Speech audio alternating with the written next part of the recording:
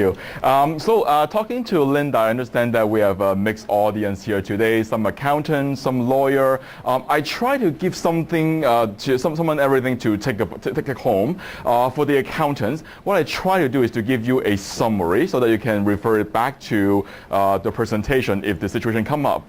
And for the others, for the planners, for a lawyer, I try not to go too deep, even though I do have my Income Tax Act here. Any question, I will try to look up the answer, I promise. But I try to give you an overview, but not to drill too deep down. I don't want to lose everyone yet. I like to be... Yeah, I like to be the first speaker after lunch, but I don't like to be standing between lunch and you guys. The last speaker being Katie, right? I feel sorry for her. She did a great job, but standing between lunch is not a great idea. So I'll start off with my standard disclaimer. I guess the one point I want to make here is that I'm trying to provide some tax comment here. I understand when you go through the calculation, there are lots of templates, calculator, guidelines, table. I'm not an expert on that, but I will give you, from a tax perspective, what I think you should be looking into. So just take this advice as to, it's just for tax purposes. This journey is going to be very, very interesting, and we cannot start without an itinerary. That's what we're going to be talking about today. We're going to start by talking about the first step, is looking at all the assets in terms of the division, what kind of things that we should be thinking about. Then we're going to move on to the support payments calculation. There is the issue with the income calculation. We know income is income, but for a good accountant, income can be here if you're bad, or I can bring it way down. So the question really is how to bring it back up to a true income that we can do some meaningful math. And I'm going to talk about some taxation issues specifically as to the deductibility, the taxable, when can I deduct, when I cannot deduct. I will touch on the tax credit as to who can claim the childcare expenses, the eligible dependent, the fitness, all those little credits. I'll talk about the legal fees a little bit because we all know this process is not going to be cheap, and the client's going to ask you, can I claim the fee here? I will touch on that. The last I just add on this morning, because I think they're going to be really relevant, is that in the year of separation, when they are still discussing, negotiating, debating, arguing, fighting, who to claim what, and how to satisfy the evil at the CRA. Before I actually go there, maybe I'll just mention this one thing which I found always interesting. This is our current income tax act, which is really, really thick. I can start from chapter 1 and I'll be done maybe 2 years later. But what I would like to show you though is something really, really interesting. I'm not sure whether you've seen that. This is the Income War Tax Act, the first Income Tax Act, 1917. If you know the history a little bit, when it was first introduced, it was temporary as a war measure.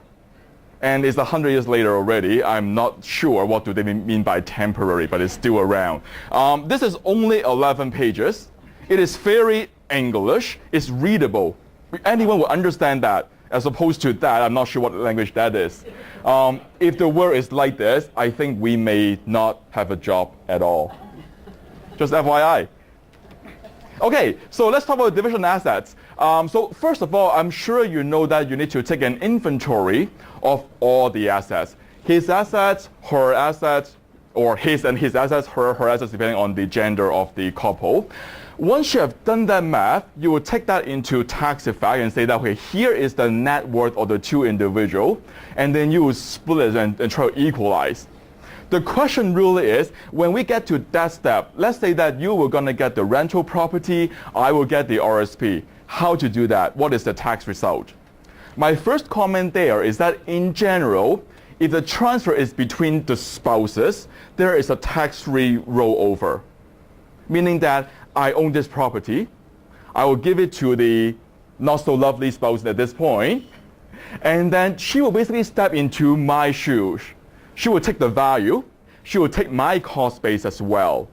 Meaning that eventually down the road when she sells this lovely property, she will have to pay tax on this whole amount, being whatever, yes?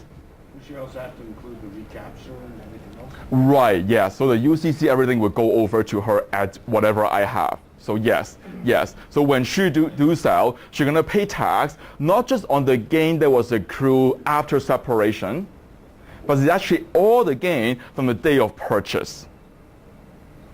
When I do the rollover, she's going to think, okay, I'm getting these assets now which has a value of $1 million, but I'm going to pay for your tax down the road, so that needs to be factored in to come up with the true value of that property. Guess what? It's not $1 million anymore, maybe $800,000 after tax. So that's the first comment. The rollover treatment is available if it is in settlement of rights arising out of their marriage or common law relationship.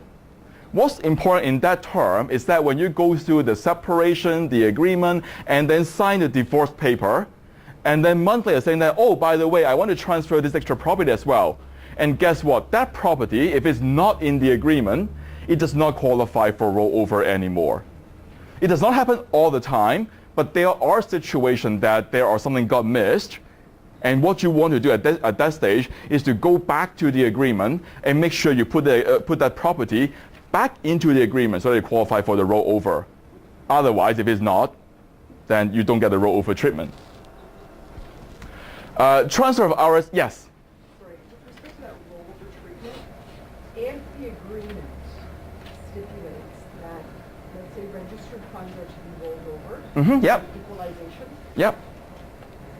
if there is a future settlement of, say, support, can they roll over assets again?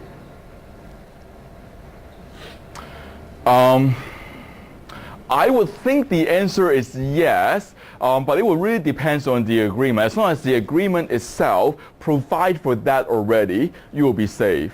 But if something that's not, then it will be considered an other transfer that's outside of this rollover. Oh, okay, so you could stipulate that in consideration of You could. sum, there may be an additional.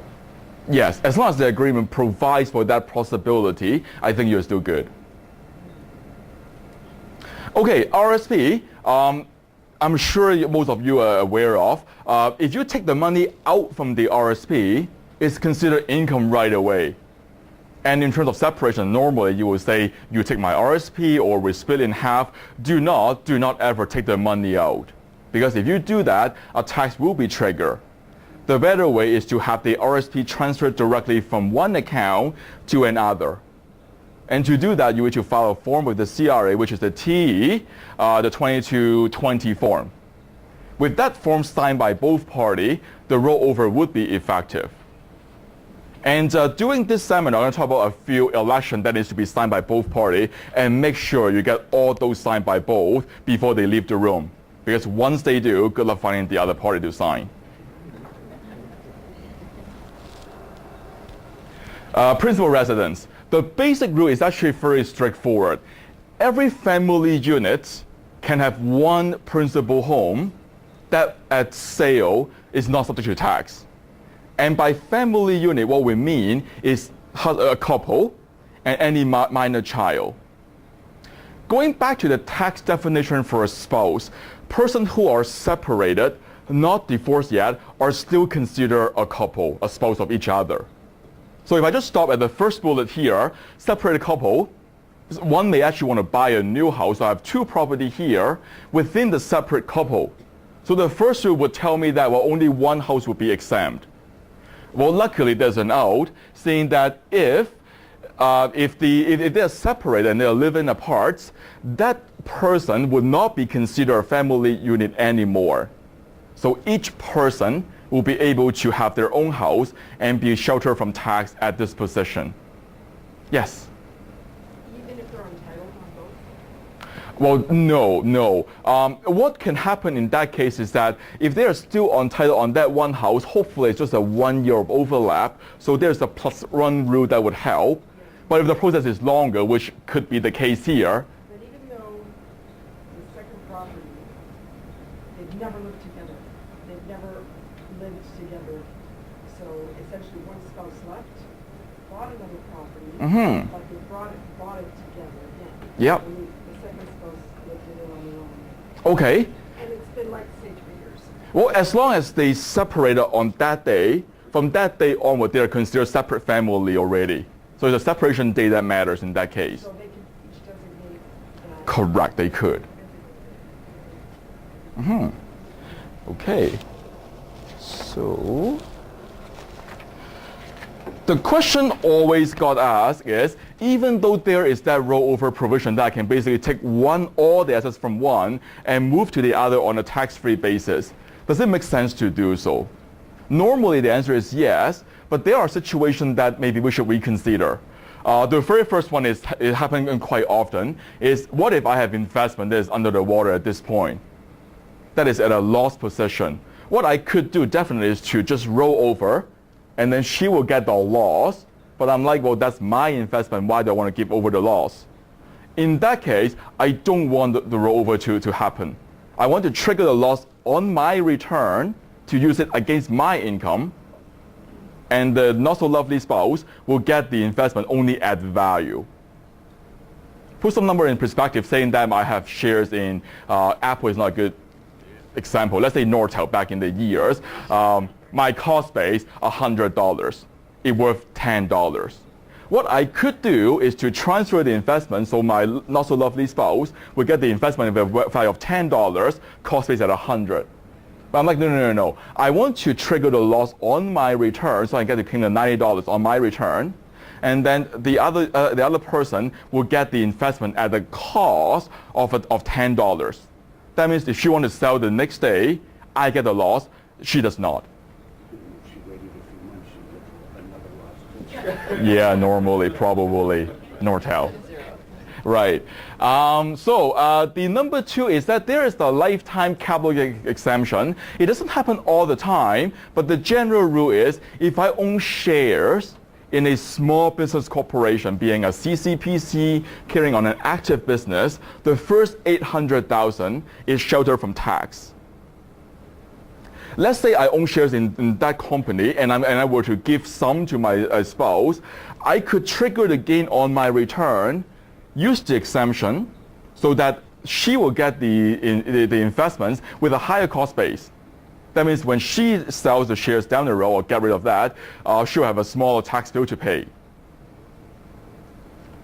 I would do that for two reasons. Number one, well, I would think about, do I have any chance to use the exemption again?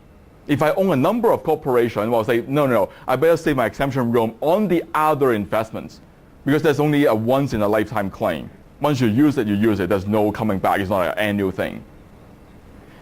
Even if I have another corporation, I may still trigger that, because that becomes a negotiation tool, saying that, well, honey, now you're going to get this investment with a much higher cost base. Maybe I should give you a little bit less. Maybe I should keep the RSP instead. In that case, it would just be a negotiation saying that, well, your future tax bill going to be reduced, and therefore, I'll give you less. It will go back to the formula in equalization. The third point is, if I have big losses carried forward, again, if I invest more in my Nortel share, and guess what, I have $1 million of losses that I'm not able to use anyway. Maybe I do want to trigger the gain and use my losses, and then the spouse would once again get the other assets with a higher cost base. And once again, we'll come back to my previous point, it will become a negotiation tool. The last one, I don't see it all the time. Even if I do see it, I won't do it. Let's say I have all the assets, but for some reason I'm in a lower tax bracket. Maybe I do want to trigger a gain in my return, pay a lower rate of tax. Then when she sells, she's going to pay a high rate of tax. It doesn't usually happen, because when I am having all the assets, likely I'm in a higher tax bracket. So just to sum up this slide here, I'm saying that yes, normally we would do a rollover. Sometimes we don't, because there are advantages to trigger the gain in the transferor hands. And really the gain here is another piece of tool. You can negotiate either the equalization or support payment. The question is, how do I elect out of the rollover? The rollover is automatic. If you don't do anything, the presumption is, yes, they're going to go at cost already. For me to elect out of the rollover, I will need to file a form with the CRA, and when I say a form, there's no official form. It's just a by way of a letter saying that, dear CRA, my name is John Smith, and I own this property, and I want to elect out of the rollover. Once I elect out, though, it's a all or nothing kind of election, meaning that for each property, I cannot choose what price I want to transfer at. The automatic is I'm transferring at cost. If I elect out, I'm transferring at the value. I cannot pick any number in between. But the good thing is, this election is on a by property basis. So I can elect out on the rental property, but not my shares in Apple. And even if I have a portfolio, I don't look at all the IBM shares or the Nortel share. I look at each share. One share is considered a unit. And let's say I only have Nortel shares, and I want to elect out of the rollover 10 out of my 50 shares. That is okay too.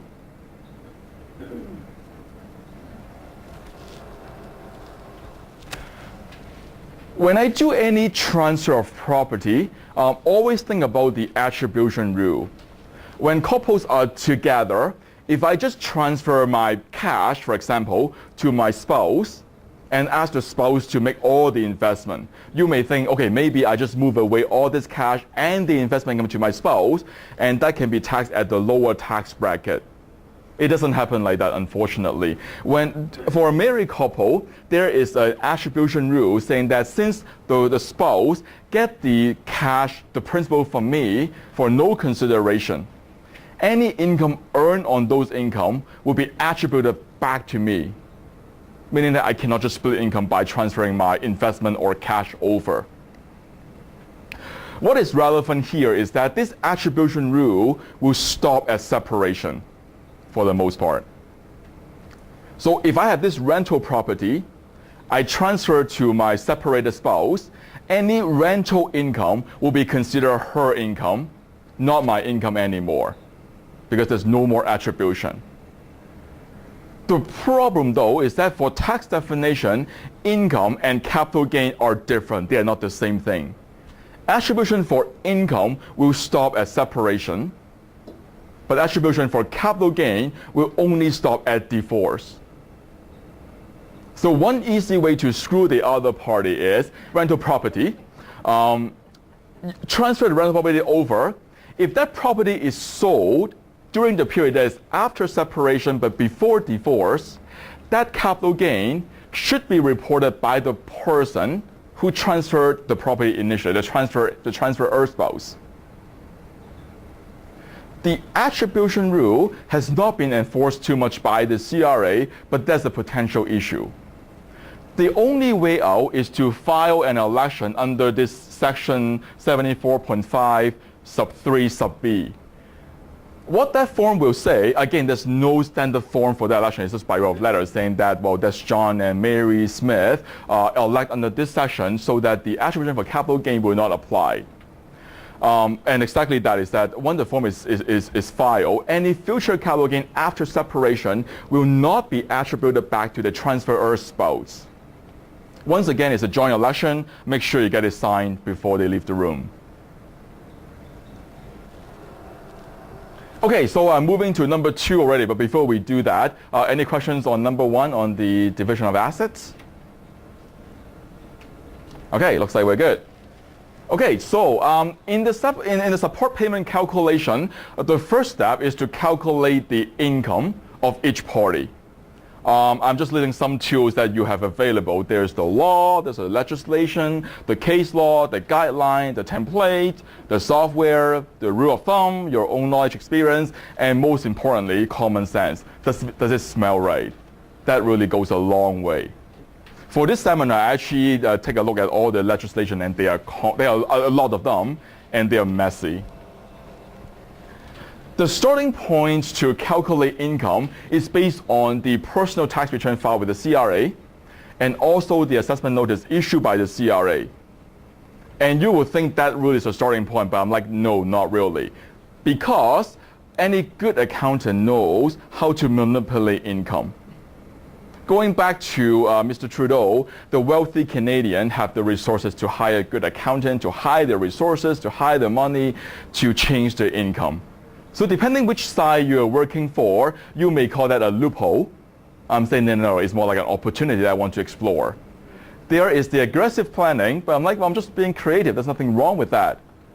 There are maybe, sometimes you may say it's an error in filing, but I'm like, well, again, not really. My job is to do a risk assessment.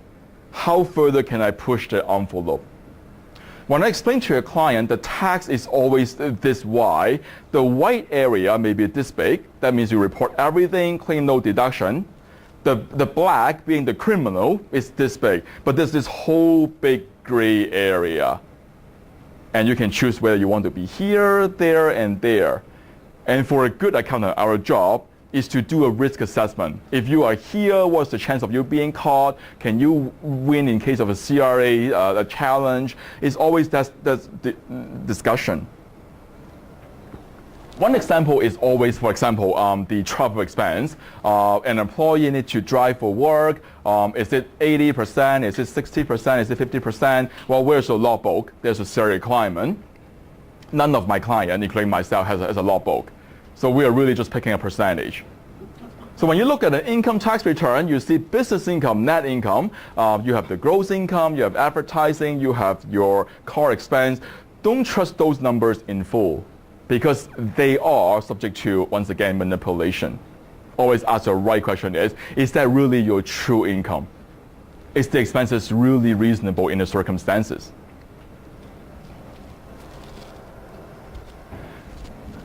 When you look at a T1 general return, there are a number of lines that sets income. Our starting point is line 150 being total income. There are other lines as well, but just to give you an idea, just to give you a brief overview. Line 150 would include all the gross income. The employment income, the capital gain, the business income, the dividend. When I go below line 150, what I will see are some deductions, being my RSP, my RPP, the childcare expense, the employment expenses. That will give me line 236, which we call a net income. And then when I go down again, I can deduct losses from prior year. That will give me line 260 being taxable income. So when we accountants look at a return, we normally look at line 236 because that's your gross income minus all the RSP deductions or the employment expense. But your starting point really is line 150. It's a line above what we normally look at.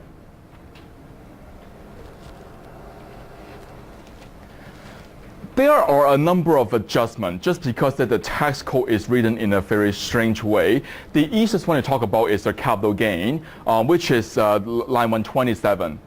A capital gain has what we call an inclusion rate, meaning that you make a capital gain of $1 million, only half is included in income. So when you look at one line 27, that's your capital gain at 50% already. But then for the purpose of calculating support payments, you need to include the 100% of the capital gain, not just 50%. In here, I list the inclusion rate here. Likely you don't have to go that far back because the 50% is from year 2000. So hopefully you are dealing with cases more current. But if you need to go back to some older tax return, just bear in mind the inclusion rate changed over time.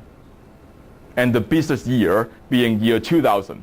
Because it changed 2 times, therefore there are 3 different inclusion rates in year 2000.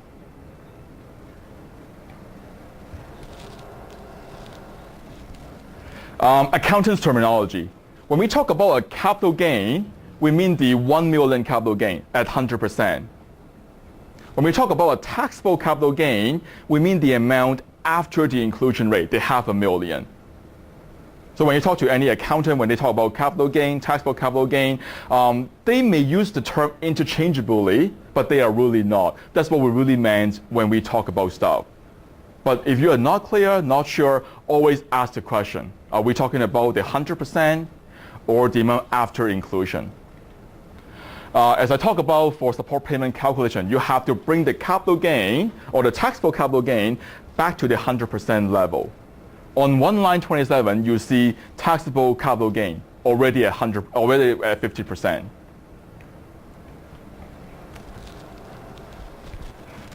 I just throw it in here, just FYI. There are lots of rumor recently as to the government may increase the capital gain inclusion rates. Nothing in the 2016 budget, nothing in the 17 budget, but who knows, it may be in the 2018 budget. So that when in the future, when you work on cases like that, don't just blindly apply 50%, because if you change next year, it could be 3/4, it could be 2/3, who knows. My last comment here is going back to the guideline that we always see, saying that the capital gain is including the current, or is net of the current year capital losses. Good accountant can create capital losses. And the rule is you do take into account all the capital gain, but the capital loss, are they reasonable? Is it a fair way to determine income? The ways that I can create a capital loss, the most simple, straightforward way is that if I lend money to a person, I may have a capital loss. Is that a true capital loss? Sometimes it is, sometimes it isn't. So when you look at income, I would suggest ask for Schedule 3 from the tax return, which is a schedule that talks about all the gain and all the loss. Then you can look at the item to make sure they are fair. If you see that they are mostly from portfolio, they are likely okay. But if you start to see any weird animal, always ask the question, is it a fair determination of income? Dividend. That's another really strange one. If I receive a dividend, a Canadian dividend of $100, the amount on one line 20 is not 100.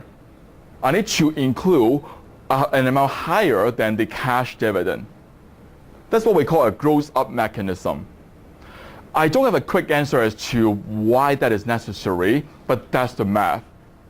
Always remember that on one line 20, the amount that you see is not the cash dividend.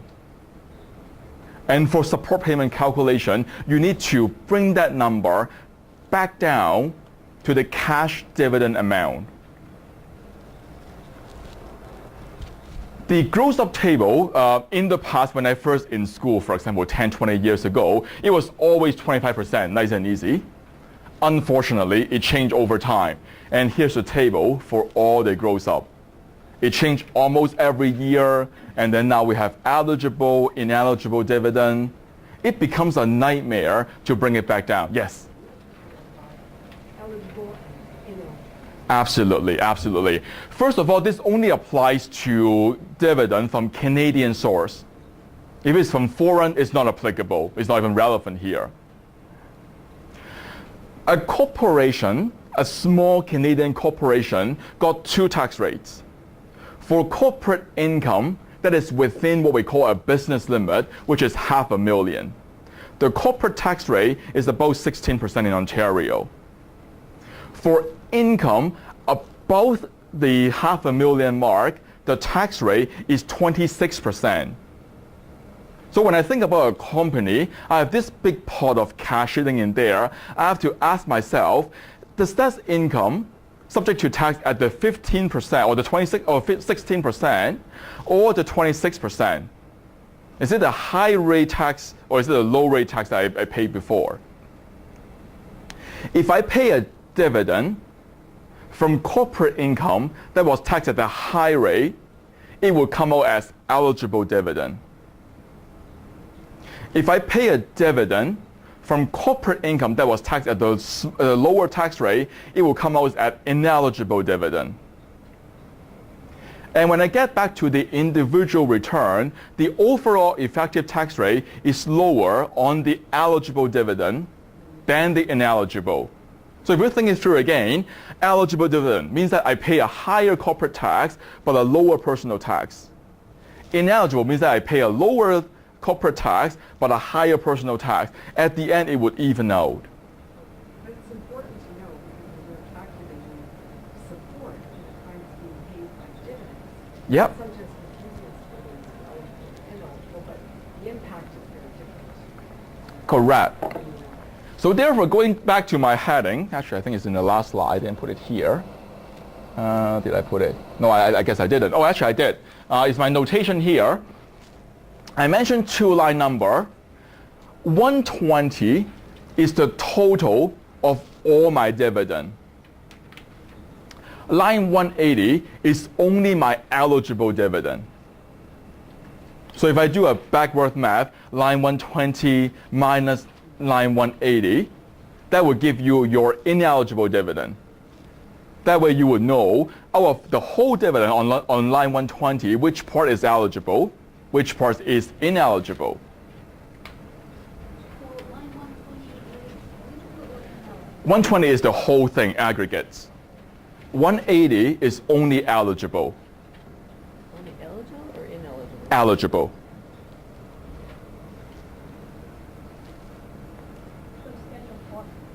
That's Schedule 4 as well, correct.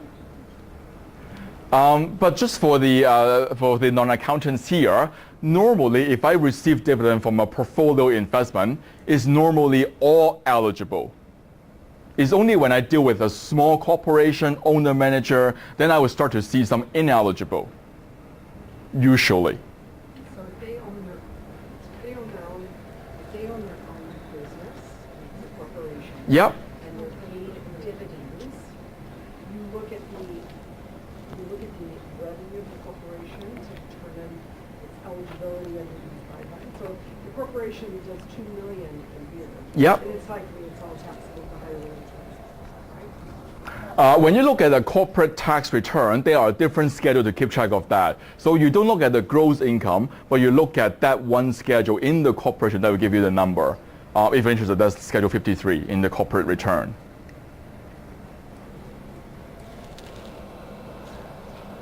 Okay, so here we are. So coming back to the accountant's terminology, when we talk about an actual dividend, we mean the cash amount, the $100. When we talk about a taxable dividend, we mean the $117, the amount after it grows up. And that is really confusing because by taxable dividend, we don't mean that the amount is, well, it's not an opposite of not taxable. Because there are different types of dividend, there are some that are not taxable. But you have to remember that when we talk about taxable dividend, we mean dividend after it grows up. And then my last point here is that when you look at the dividend amount on the tax return, line 120, that is the taxable amount. And you need to bring it down to the actual dividend.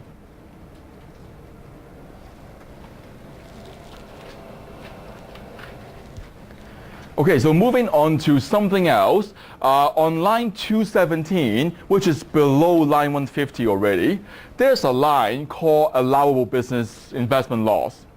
And you may ask me, well, since it's below, why do I care? Because under the guideline, if the person has an allowable business investment loss, I could take that as a deduction against income to reduce my income for support payment calculation. And therefore, that is relevant. You will only see a claim for this kind of losses is if the individual has investment in a small Canadian CCPC corporation. There is a second part of it, is that the company must meet the criteria that at least 90% of the assets is used by the company in the active business. There are lots of definition, criteria, tests to be met, but my point is you will not see it all that often. In my office, we do about 3,300 personal tax return. This year, I may have seen 5. It's just not that often. This loss would include my share investment, money lent to the company, and also guarantee fee. When I have a loss like that, only 50% can be used to offset against income. And when you look at the number on line 217, that once again is at the 50% level already. So if you're working for the right side for the client who have this claim, make sure you gross it back up to 100% to have a bigger deduction against income. Yes? So have you seen where people that have a small corporation are purposely like kicking in money in order to bring the income down?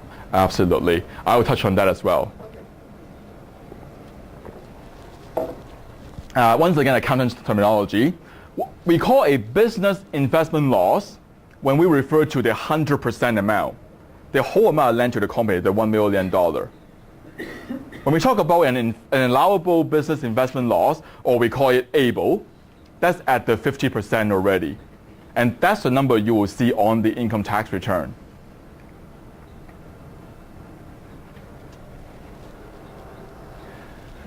As I've mentioned already, the ABLE rules are very complicated, long, and lots of judgment call. Lots of judgment call. So to answer Linda's question, yes, there are cases that people will say, okay, maybe I have a loss, maybe I don't, I'll put through anyway to reduce my income. The question you should ask is that this claim is reviewed by the CRA almost 100% of the time.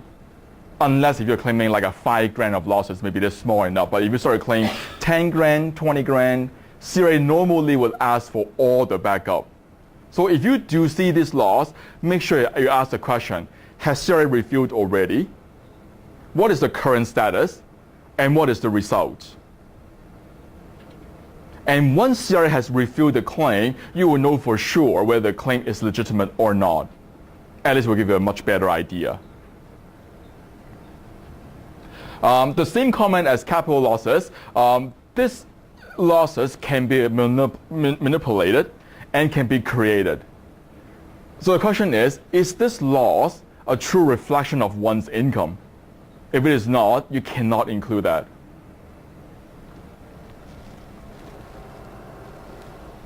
Okay, stock option, that's one strange animal.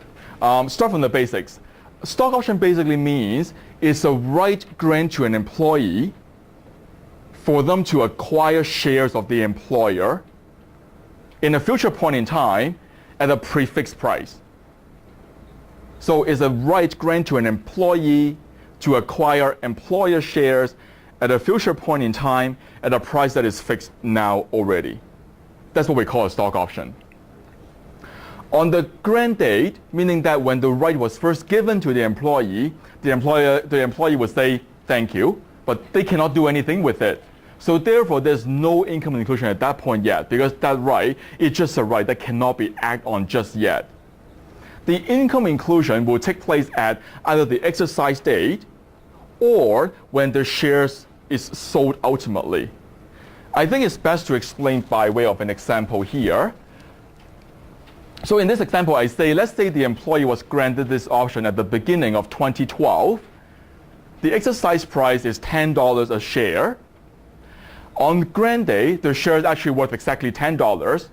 So even if the shares, if the options can be exercised, there's no incentive to do so. There's no benefit there at all. But the kick is, the option can be exercised only from 2015, and assuming at that point the share increased in value to $15. At that point, the employee probably say, yeah, it's a good thing for me to exercise, because what I can do is, I pay 10, I will receive stuff that's worth $15. I can flip for a quick profit. So that option becomes quite valuable. And let's say the employee really likes the share and hold on to it for one more year and sold the shares in only 2016. And the shares, guess what, increase in price again by another $2. What's going to happen then? The first question is, who is the employer? Is it a small Canadian corporation or is it a public company? Because the rules are different. If we look at a CCPC, a small Canadian corporation, there's no reporting on the grant day. There's also no reporting on the exercise day. When you think about it, the rule is actually pretty fair, because a small company, I got the shares in 2015, and if there's a tax, well, guess what? There's no cash to pay for a tax. You cannot really sell the CCPC shares in an open market. So therefore, the rule is you don't need to report anything in the year of exercise yet. The exception is the employer and the employee must be at arm's length. Meaning that if I own my company 100%, I cannot give myself a stock option because I control everything anyway. But if there's a true third-party small corporation employer, the rules still apply. There was no reporting until the ultimate disposition. So carrying on, At the date of disposition in 2016, I have two components here. Number one is my employment income, which is calculated as the market value on the exercise day, the $15, minus my exercise price, the $10. This $5 is considered my employment income, which is fair because think about it, is that step back, I received this stock option because I must be a fabulous employee, and therefore I got this by virtue of my employment, and therefore it should be taxed as an employment income. I just add a comment here, which is not that relevant for this meeting here, is that if some conditions are met, I could claim a 50% deduction against my income at line 249. That line is below my line 150, which I don't really care, and I cannot claim that deduction as my support payment calculation. So just be aware of that there is a potential deduction, but that's below the line. So the first component is my employment income. I exercise, I get this $5 gain, including my employment income. The second part is, well, guess what? After exercise, I did not sell my shares. I hold on to it for 2 more years. That's just like I buy the shares in the open market, hold on as a speculator. And therefore, that $2 extra gain, being the increase in value from 15 to 16, will be treated as my capital gain. That's the rule if the employer is a small Canadian company. Any question before I go to the public company side? No? Okay. Oh, right. It's just a line item on the tax return. Line 101 is employment income. Line 104 is other employment income. So when you look at a return, I don't know for sure how the accountant will report it. Is it on this line or on that line? I'm So, just curious if actually has somebody that sold shares themselves, like from a CCPC, exercise options, etc., but there's no T4 issue. I would put it as if there's a T4 on line 101. That's what I think. Yeah. I just Yes. But in that circumstance there, so you've got a portion going into E, Yep. and you got another portion, technically, that separation is falling in there as actual asset. Right. So that's sort of the clarity here is that, yes, a chunk of this is going to go into income for that year. Mm-hmm, yep. That will contribute to support. But the rest of it is assets. So that you need to make sure you put the value of those, let's say 100 shares at, It will be the $15. it'll be at, because. Well, if Well, it's the difference because the $5 is the income. Right. part, Yep. So it would be $1,000 because it would be at the $10. Right. I guess I'm jumping ahead a little bit here already. When you look at the calculation, you really don't care about this day actually. You need to go back to the exercise year. She's talking about the valuation process of unexercised options. Right. If the separation happened in 16, then you are right. You will take into account $17. But let's say separation happened in 15. If I go back one slide, if it's a CCPC separated in 15, there's no reporting. Actually, no, there's something there. Under the guideline, you have to include the benefit here already. Even though it's not on your tax return, but you include it as an income. That's a true income. Well, where's it going to be an income? You will make an adjustment in your calculator saying that that's my line 150 income plus this stock option benefit. Even though under tax code you don't have to report it yet, but that is still your income.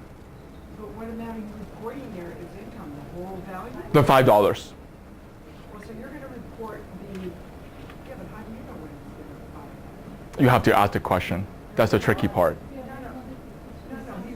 But these are options. So he's got the right to exercise 100 shares at $10 in the future. Yep. Okay? So the day comes, they're $10, he goes, oh, I'm not going to exercise it today. But they vested, so he's got the ability to do Yep. that, right? Yep. But he hasn't done anything. Okay. Yeah. So now they're vested, yes, there's a value, but there's an asset value here. Right, yes, I agree. If it's only vested but not exercised, you include the assets, but there's no income. That's right, okay, that's what I want to be Yes. clear about. But what's the because value, I think? If he does go to exercise it, then you include Right. Okay, so just to clarify, there's the vesting period as well. And actually, I'll jump back one more slide. The option was granted in 2012. It can be exercised in 2015, and that's what we call a vesting period. When it gets to this 2015 day, we will call the option is vested already, meaning that the person could exercise. And the point that she made is valid. If the option was only vested but not exercised yet, if I look at the assets of that individual, he has this right to buy share, but he has not done anything yet. There's no income to be included, but this right has a value which comes back to your equalization assets calculation. Yes? So I think in summary, basically, on this example, if data separation was in 2012, 13, or 14, there's no asset inclusion because there's nothing vested. If data separation was after March 1st, 2015, then for 2015 support calculation or income from support calculation, then you include the $5. Only if the option was exercised. Yes. No, I'm using this example. Right, yes, then in this example, you're right, correct. Exercise, and the asset value is going to be at market value. Right. Only asset. So if I look at it here, the assets would be worth $15. But if the separation happened in 2016, the income will be reported here already, and the value would be $17 per share. All right, so I'm moving forward to the non-CCPC, which is slightly easier in my opinion. Still no reporting on the grant date because once again, it's just a right that cannot be active point just yet. When it gets to the exercise date on March 1, 2015, there will be an income inclusion. There will be an income inclusion based on our math before. It's the $15 minus the cost of $10, being the net 5, will be included in income. And in here, I actually have a typo here. It will not be on line 104. It will be on line 101 already. Because the benefit will actually be on the employer's issued T4. It will be strict on the T4.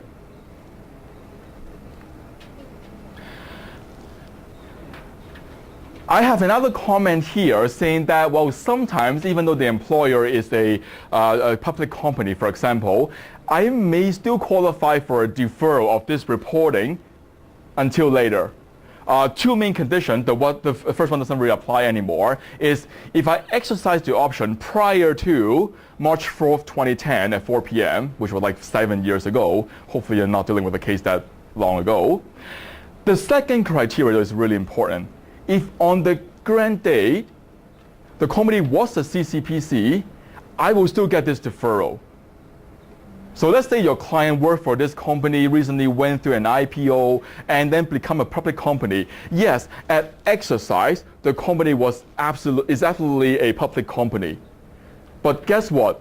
If back in 2012, the grant date, the company was still a CCPC, I could still use this deferral. So don't just assume and always ask the question as to whether there's any stock option exercise. And moving on, just same as before, when the shares for a public company was eventually sold, there will be a $2 capital gain calculation. Okay, so here is to bring everything back together.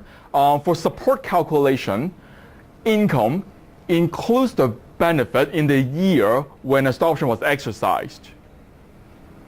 As long as I have a share option exercise, there's an income for support payment calculation. It doesn't matter whether it's CCPC, public company, or whatever. So therefore, the question really is, the year, was there any stock option exercised? Ask the question first, then you can go back to the tax returns to see what was or wasn't reported. And my last comment here is, going back to your question, is if there was a stock option exercise and a deferral is applicable, you're going to need a lot more information. The question is, where are you going to get this information? Yeah, and your point earlier as well. For a CCPC, I exercise, what's the value? I can't go to Yahoo Finance and download because it's just not there. I have to rely on some information by the client or by the client's lovely spouse or by something. So there will be a lot more work to get to know that number. How am I doing with time? Yeah, okay. Okay, some small adjustments here. Going back to me being a good accountant.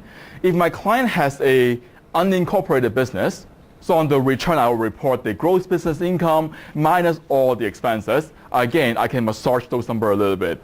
The one thing I would likely consider is, well, how about paying some family members? Well, you have a 12 years old. Did she do any work for you? Answering the phone, filing cabinet, and the client say, that means yes, I'll put it through.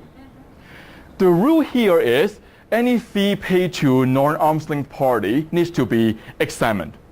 I'm not saying that it should be removed, but it should be looked at. Is the amount fair? Is the amount reasonable? Is the amount necessary? Even though this claim may fly through CRA radar, meaning that I meet all the income tax the criteria, it does not mean that it's a good deduction for support payment calculation. Maybe I just don't even need this person. Then I need to remove the claim. So my advice is, when you look at any business statement from a personal tax return, look line by line and think about what you can do to help your client. Business through corporation. When I do this slide, I'm thinking about lots of my doctor's client. Their work is really straightforward. They incorporate their professional corporation. All the income goes into this PC, and they pay the admin, the rent, the whatever, call it 30%, and there's this whack of cash left. They may need to use the money to buy a house, a cottage, a renovation, so they pull the money out. What we can do is to once again massage the personal income. I can look at salary, dividend, paying family member, smoothing income over the years.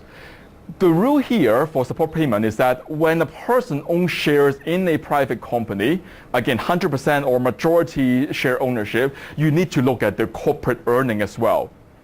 Because they may have a good accountant like me knowing how to smooth out their income. You need to look at their personal return and the corporate side to see what is the true income earned by the individual. Similar idea for a partnership, but slightly different.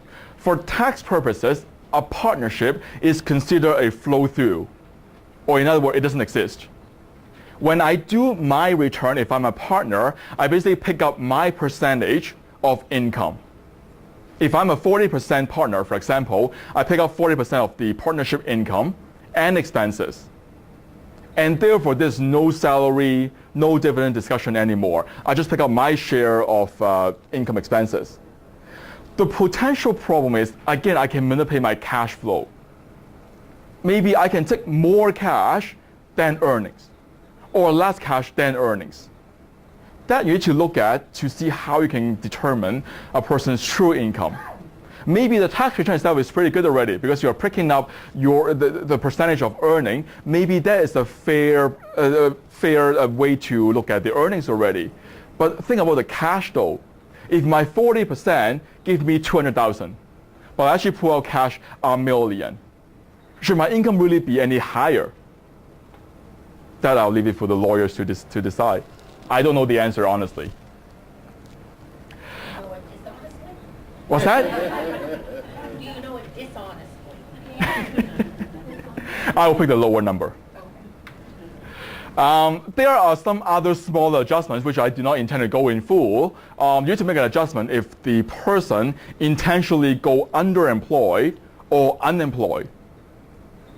If the person said that, well, I could have done some work, but I choose not to do anything, guess what? Maybe it's appropriate to impute an income, saying that, well, you could have went to this place to earn at least minimum wage. Maybe that's your income, your impute income.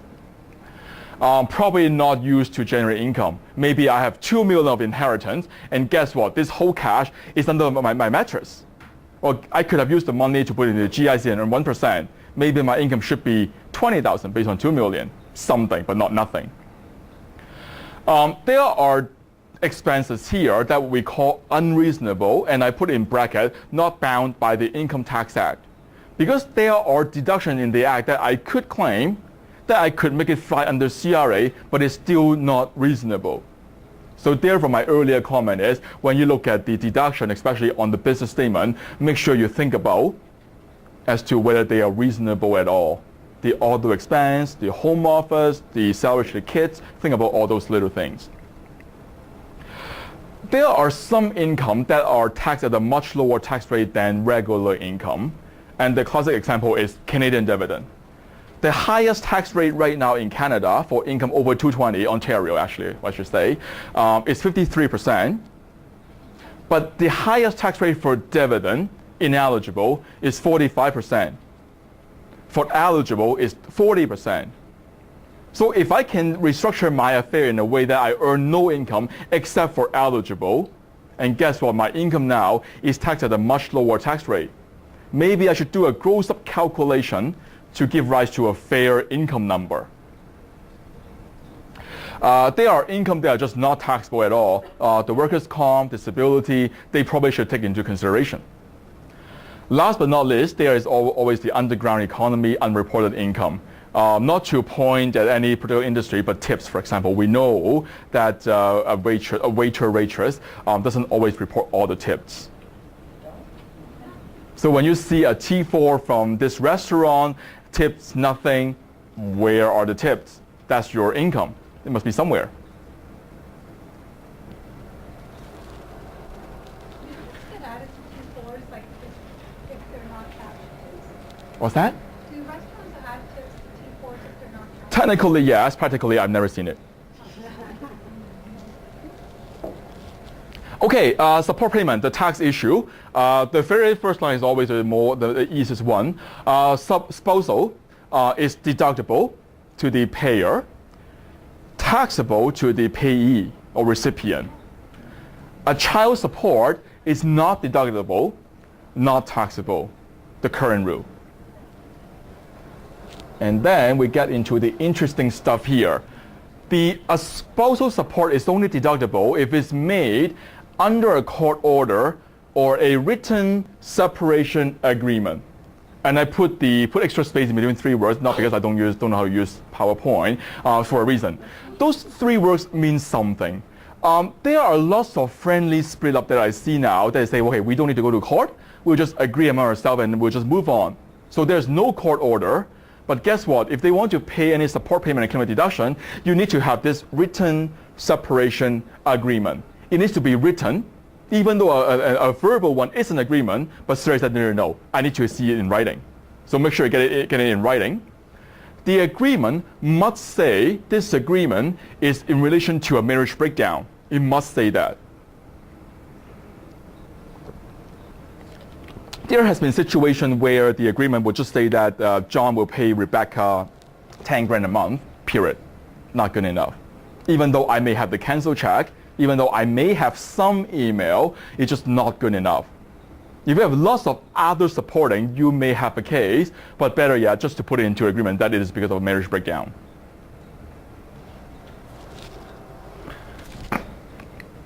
The amount must be periodic.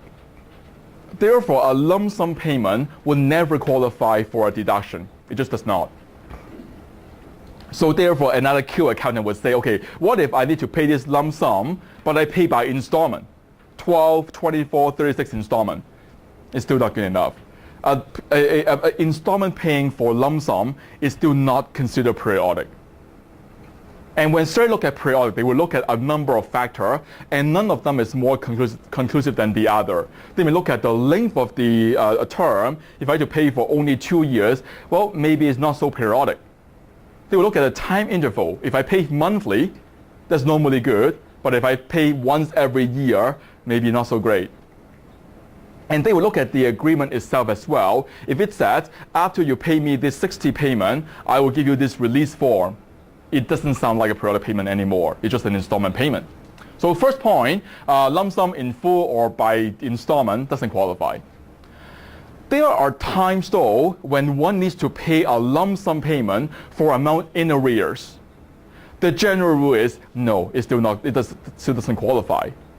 The exception though if the agreement clearly says that this one lump sum is to represent all previous amounts in arrear, then I will get to claim it. By agreement is a good thing, and make sure the math works as well.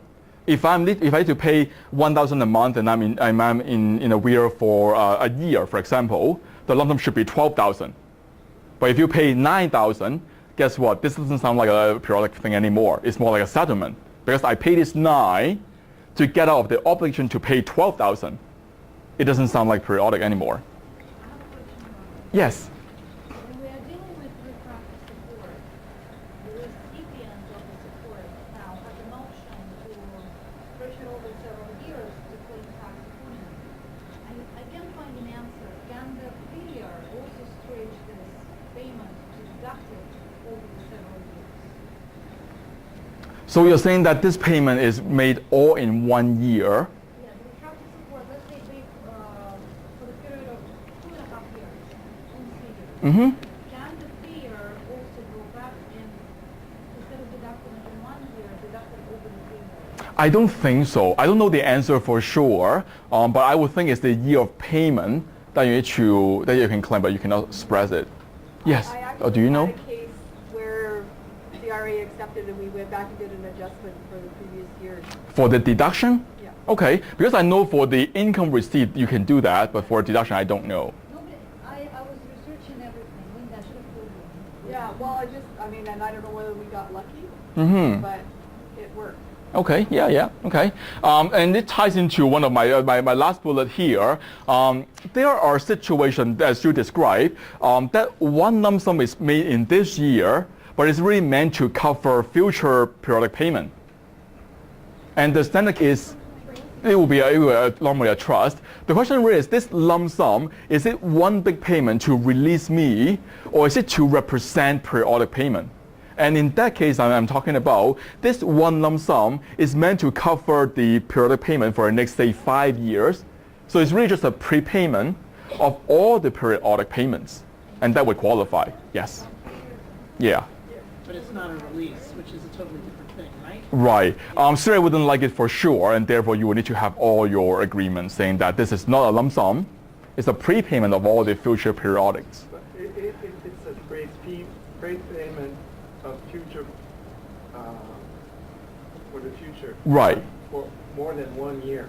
For more than 1 year, but it would not be for indefinitely. Yeah, but will the payer deduct it on 1 year, or will spread the deduction over the amount of? I think that's what Linda just mentioned. You have a case that you are able to spread out the deduction. You were Okay. able to spread it out. Okay. Sorry. All right. Okay, I'm coming back to this same comment, is that it must be made under court order or written separation agreement. The term here to look at is that it must be made under, and therefore it means that it must be paid on or after the day of the agreement or the court order, usually. So therefore, any payment made before the court order or agreement day doesn't qualify, usually. The one exception is if the agreement says specifically that the previous payment are not lump sum, but they are periodic, then you will be able to claim some of it. And when I say some, there's a time limit. I can only claim anything that was made in the year of the agreement or the immediate preceding year.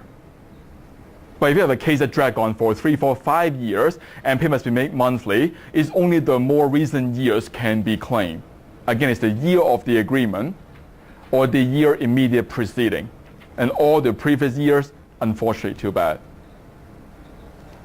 Yeah, but can you file, I've seen cases where they've gone, Mm-hmm. yes. The lawyers worked out an arrangement where payments made in kind that would last 3 years be reassessed on the returns. So essentially, the client went back and reassessed 3 years worth of returns Yep. to report payments made in kind to the spouse. The only trick here is that we need to look at the agreement date. If the party are in talking terms and they're willing to backdate an agreement, sure. But if they are not talking, there's not much you can do. The agreement was, I don't think the agreement was backdated, but I just think it's And we filed 3 prior years in order to ensure that the payments that were made in kind, he was going to report. Yep. And she was take the deduction on, she was going to pay the tax on. When you say in kind, you're talking about like a transfer of assets? No, they were support payments in kind, and then didn't directly pay them as spousal support. They were payments to pay for the rent. I'll get you that. I do have that. That's actually the next line, actually. A very good lead-in. That's what we call a third-party payment. For a support to qualify for deduction, it needs to be paid to the spouse who has discretion to the use of the amount. So therefore, if I pay an amount to a third party, it does not normally qualify. It doesn't. Again, the exception here is probably the case you talk about, is that if the agreement says specifically and make reference to these 2 sections, 56.1 bracket 2 and 60.1 in bracket 2. If the agreement says specifically that spouse A can make this third-party payment and the both party agrees to have this 2 section applied, the payer can claim the deduction and the recipient will need to bring this into income. This thing would get around 2 issues. Number 1, third-party payment obviously is not periodic. It's based on the fee amount. It can be a random amount every single month, or it could be this amount in January and then that amount in July. And therefore, if they agree to have this section apply and have this agreement, I don't care whether that's periodic anymore. It will qualify. And therefore, my last comment here as well is that this exception will also apply for retroactive payment. I pay an amount 3 years ago, way before my agreement date. But if this year they can get a joint letter signed to have this 2 section apply, I can claim the expense I paid 3 or 30 years ago. Maybe not 30. So that's your out ticket. Am I still okay-ish? All right. Okay, so here, just 3 random points here. The first one, sometimes maybe we have a really friendly separation. One spouse may think, okay, the agreement says $1,200 a month. I think she actually need more. I'll pay $1,500. Guess what? It's only the amount that are on the agreement that can be deducted. The higher amount, too bad. It's just on kindness.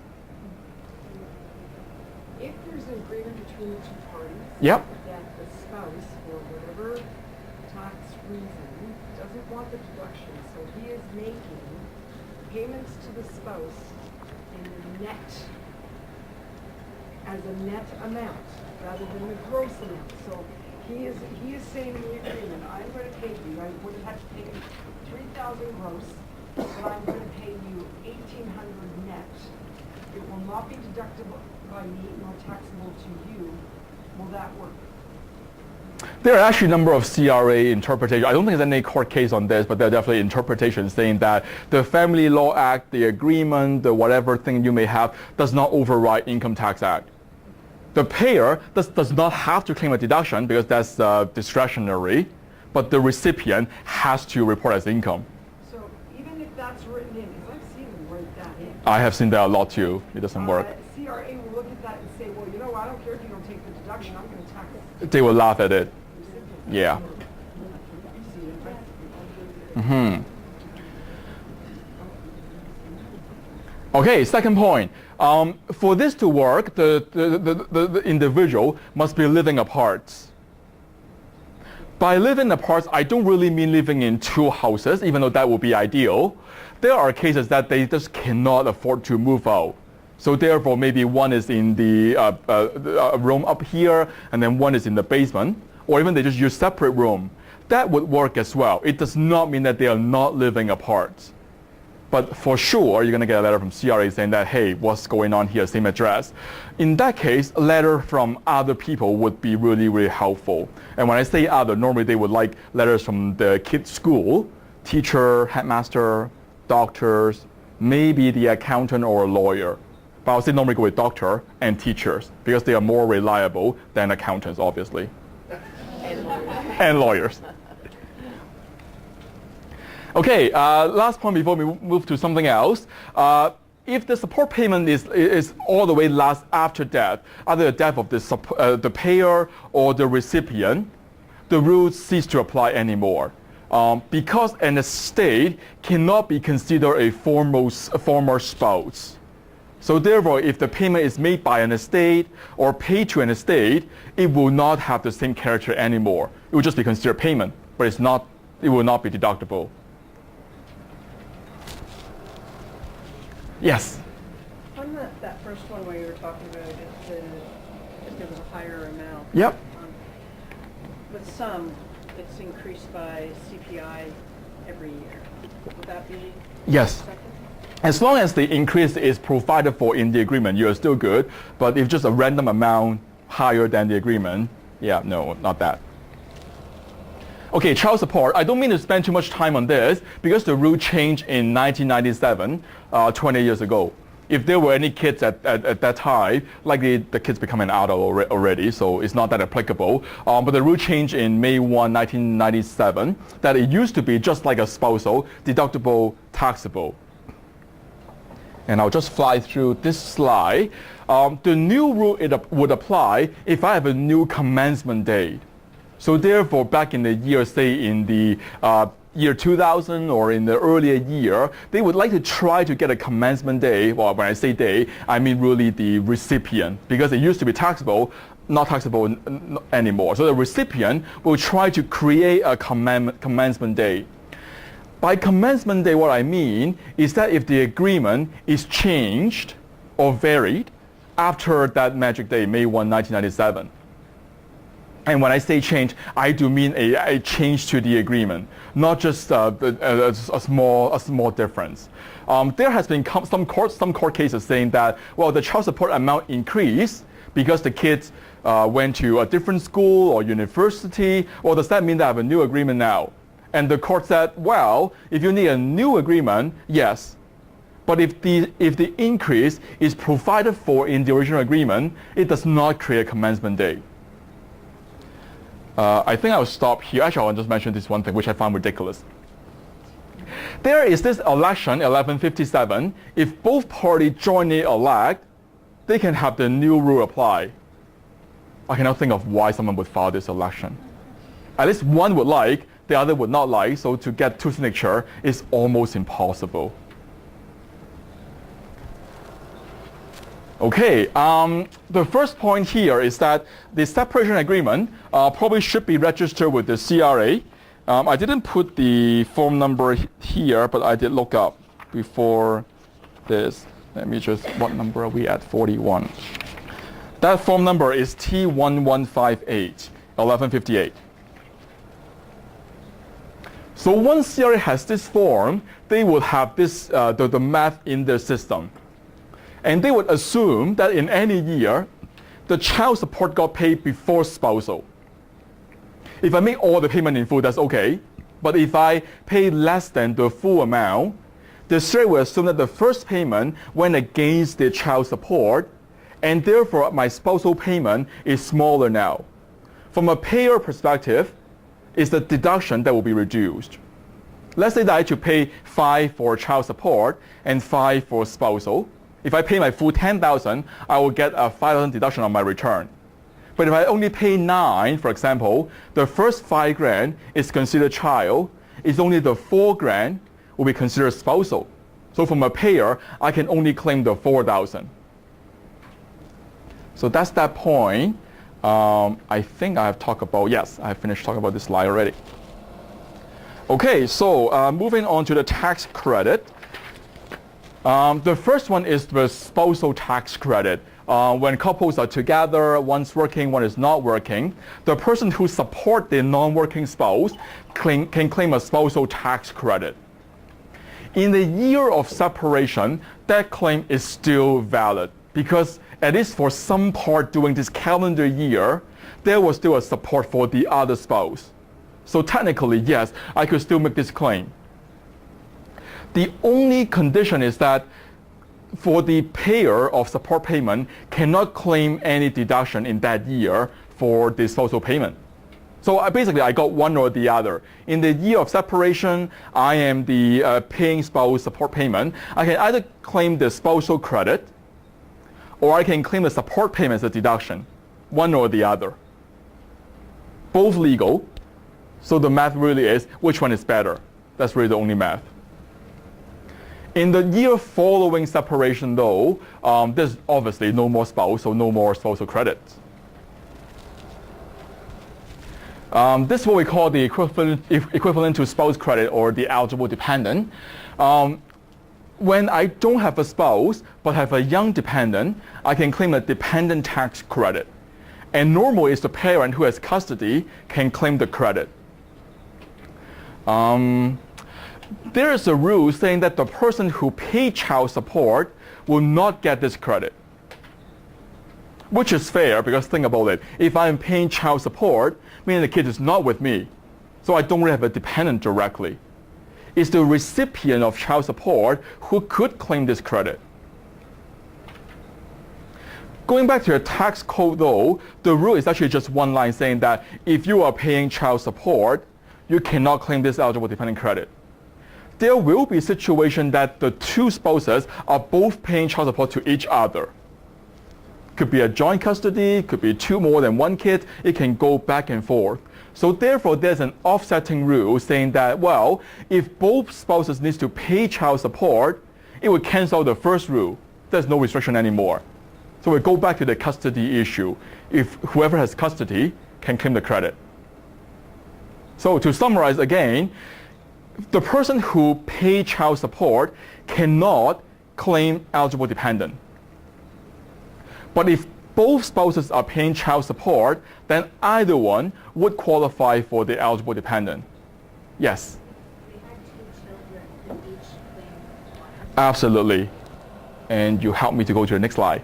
2 child or joint custody. If there's only one child, but split custody, the parties, the two individuals, can decide who to claim what. The trick though, I cannot say that I claim half credit, you claim the other half, because it's all or nothing on a return. So therefore, usually I would say I claim the even year, you claim the odd years.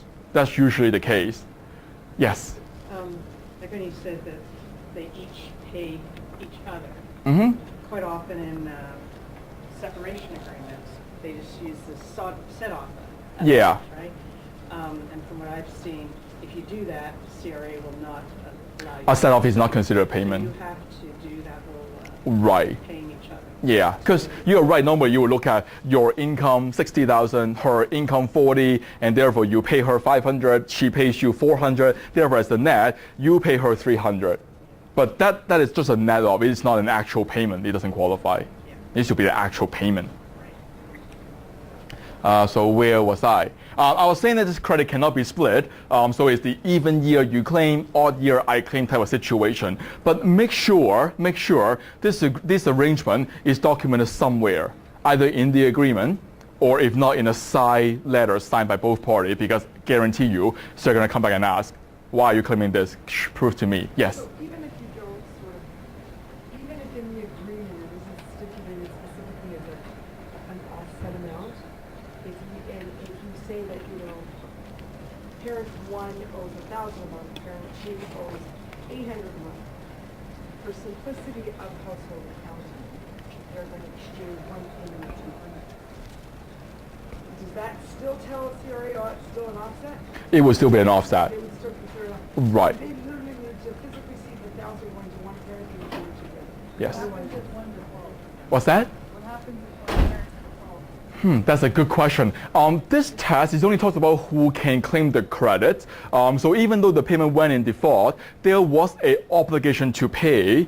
You're saying that if both are supposed to be paying, but one went in default? I think CRA didn't really think this through when they made this ruling, quite frankly, because it really upset family law. Right? Like, nobody knows how to write an agreement, nobody knows how to word it. Yeah. There's been hours and hours and hours spent on this, and I mean, to me, it's ridiculous. I mean, I can understand the offset, they say, well, this is not so this, Mhm. there's an offset amount. Yeah. But I see a huge problem with, if one parent owes 800 and one owes 1,000, and this not really helping household income. Now, think about that though. If only one spouse is paying, the paying spouse will not get the credit, but the receiving spouse can still claim. It doesn't help with the Cash flow with the family. and that's really what it's meant to do. So now you've got this, irresponsible parent. Mm-hmm. You've created a cash flow where is the, let's just say it's the wife, where's the mother going to wait a year to get some refunds from CRA? Mm-hmm. for the kids? Like, Yeah. If they really didn't think it through, I hope that they do something about it. I agree. It's ridiculous. Yeah. It's really ridiculous. The one thing that would help with cash flow, though, I'm a little bit off topic here. At the beginning of the year, an employee needs to file a TD1 form saying that in the year I will qualify for all those credits, being my personal, my tuition, my caregiver, and my eligible dependent. So the working parent can say that, well, yeah, I will qualify for this dependent credit, and therefore please reduce my source deduction, and there will be a little bit more cash. It's just creating a very difficult situation. I would agree. At the end of the day, what is the point? So the CRA needs to get their money on whatever dollar and cent there is at the expense of creating a stupid financial nightmare. Yeah. Sierra does. I guess I'll add one more comment, which is relevant. As I always talk to clients like this, the rules are not made by CRA. The law is the law. It's this book here. It's made by the government. CRA is the administrator. They may get it wrong, and they got it wrong all the time, and therefore all the court cases. Right. So I guess it doesn't really help. But when CRA got it wrong, there is the court mechanism, but it doesn't help the poor family who's waiting for the money. And they can't afford to go to court because they can't feed their kids because they've got to. Yeah. Yes. Back to the child care expense. Yep. If there is one subsidiary parent Mm-hmm. paying the child support, right? And the parent who pays the support has some legitimate expenses for extra curriculum and so on. Mm-hmm. Yeah. If- I will get to that. Okay. Okay, so am I done here already? The odd year, the even year, document the understanding so that for CRA reviewed.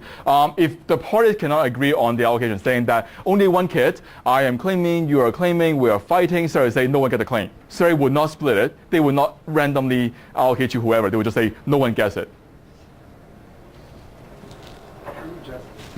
Yeah, Keeps the money. as always. Okay, so that's the question about child care. Normally, it's the custodian parent who can claim the child care expenses. But you are right.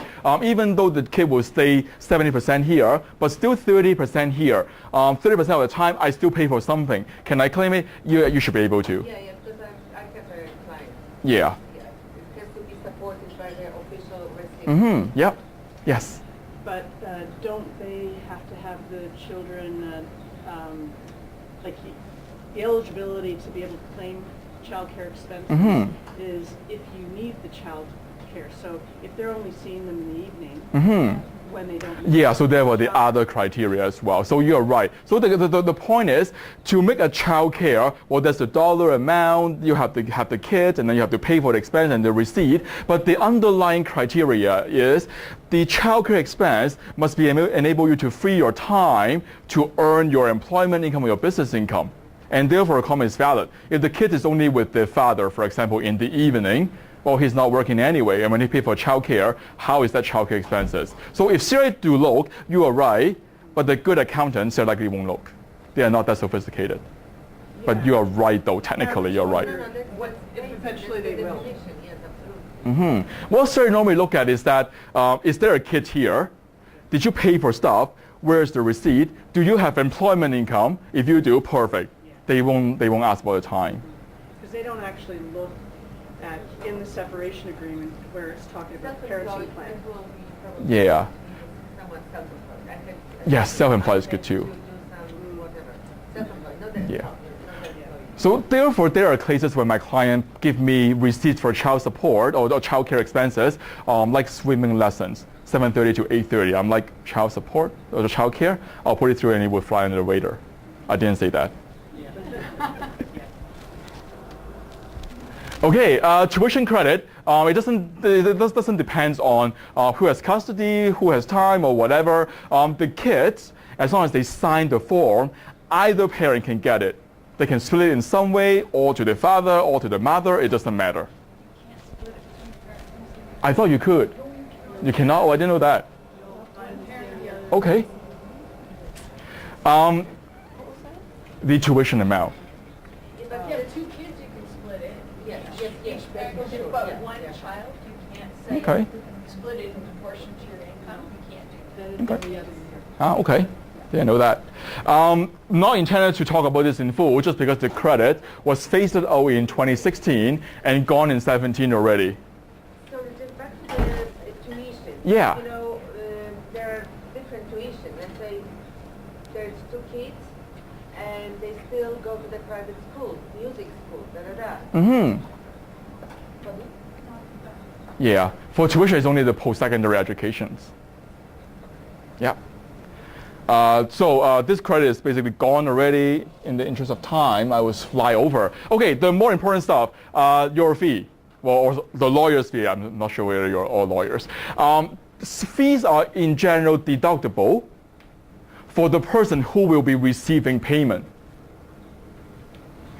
And there are some criteria, which I list them here. If the fee were incurred to enforce a pre-existing right, to establish the amount of support payment, to seek an increase in support payments, to defend against the deductions, to collect late payment, or to request that child support be non-taxable, being the older cases, those expenses will be deductible even if the claim were unsuccessful at the end.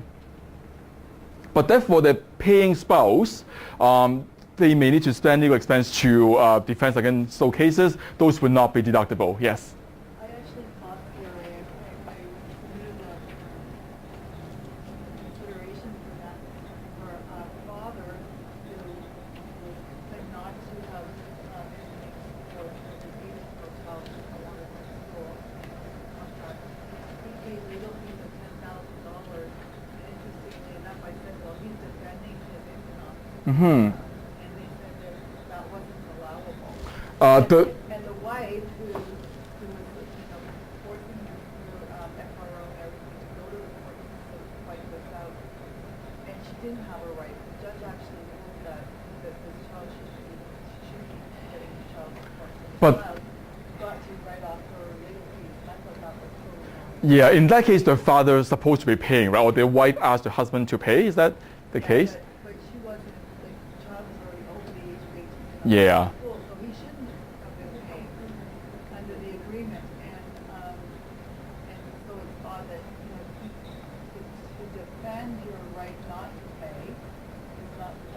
Unfortunately.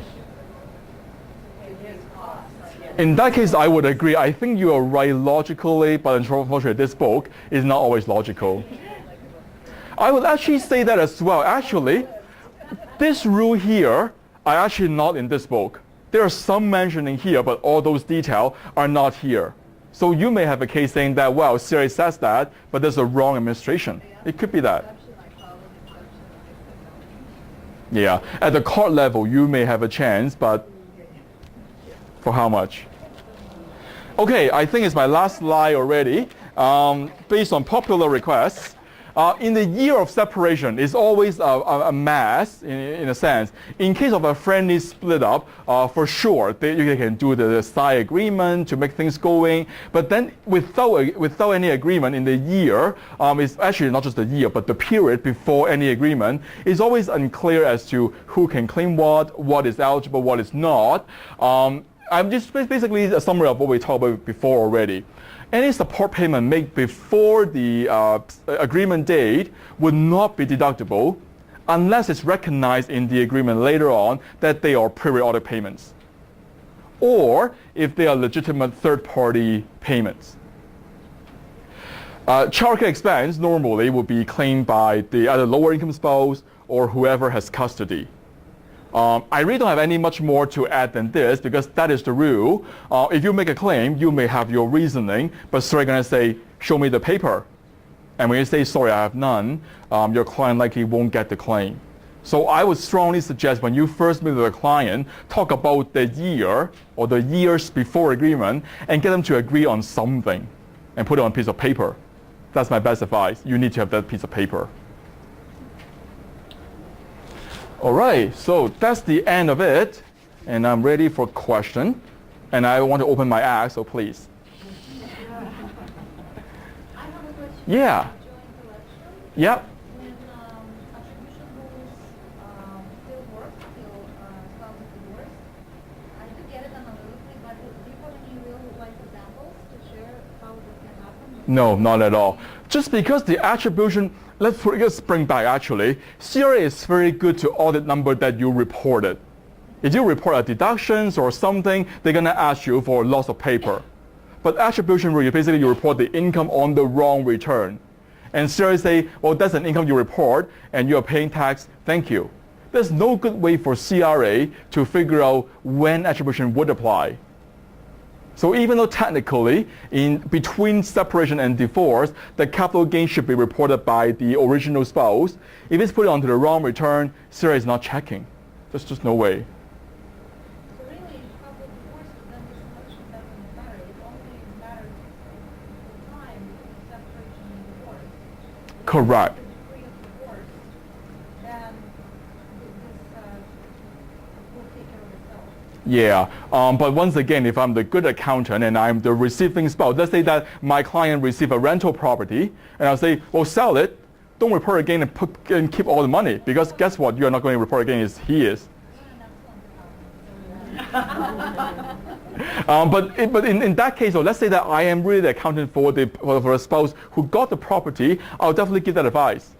Sell it, don't report. And we start out saying that, well, attribution, go to Mr. John Smith. He should be reporting, and then he'll be in trouble. But how would it work if the joint enrollment is 40% Well, ownership doesn't really matter. The truth is really who come up with the money initially. Let's say that I am the working spouse, and my lovely spouse is not working at all, and we jointly own a property. It doesn't mean that she gets to share the income. It's still my income, even though her name is on title. That's a good question. They would never know. Every year they talk about they would do something about it, but I'm like, I have no idea what they're going to do. I guess going back to my example, if I am the one who earns a million a year, but my lovely spouse earns nothing, that's pretty obvious. But if I'm earning 120, she is 70, it becomes difficult. It becomes really difficult. You're welcome. Okay. All right. Thank you. Thank you.